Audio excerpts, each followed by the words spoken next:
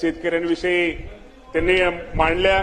खरं तर आपल्या अध्यक्ष महोदय आपल्याला माहिती आहे की राज्यामध्ये पीएम किसान सन्मान योजना ही केंद्राची आणि राज्याची नमो शेतकरी महान निधी योजना ह्या दोन योजना ह्या शेतकऱ्यांसाठी आहेत आणि त्याप्रमाणे आज आपण जर विचार केला तर केंद्राकडून साधारणतः माझ्या शेतकऱ्यांसाठी आतापर्यंत 21 हे शेतकऱ्यांना हप्ते दिले गेलेत।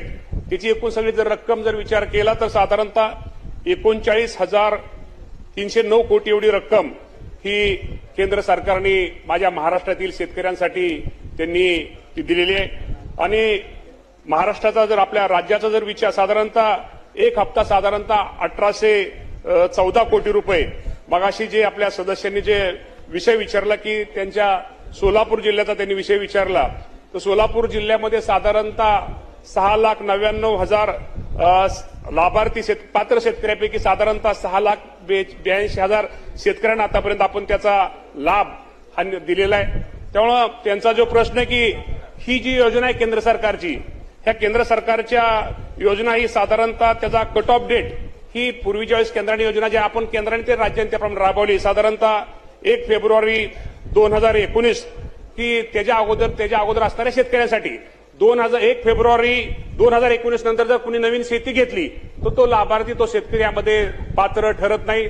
आणि सदस्यांची भावना आहे बरोबर आहे की त्या 2019 नंतर फक्त वारसाला एखादा मृत्यू झाला तर वारसाला त्या योजनेचा लाभ घेता येतो, परंतु ज्यांनी नवीन शेती घेतली किंवा नवीन ह्या गोष्टी घेतात तो त्याला लाभ होत नाही।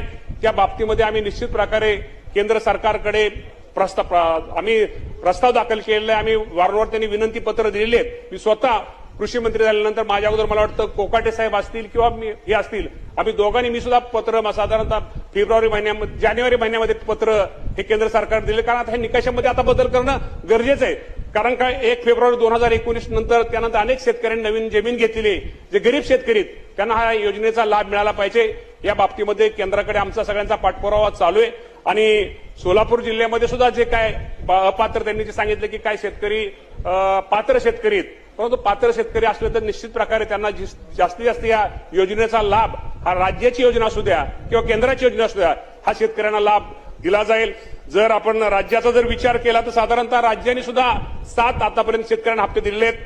साधारणतः 13,000 कोटी रुपये हे राज्य सरकारच्या माध्यमातून दिले आहेत। केंद्र सरकारच्या माध्यमातून 39,000 कोटी रुपये हे माझ्या शेतकरी बांधवांना दिलेत। त्यामुळे हे सरकार हे निश्चित प्रकारे शेतकऱ्यांवरती हे करणार आहे। त्यामुळे निश्चित प्रकारे सदस्यांच्या ज्या भावना आहेत त्यांचे जे काही प्रश्न आहेत त्यांचे जे त्या बाबतीमध्ये निश्चित प्रकारे नोंद घेऊन त्यांच्यासमोर त्यांची एकत्र बैठक घेऊन या बाबतीमध्ये निश्चित प्रकारे निर्णय घेतला जाईल।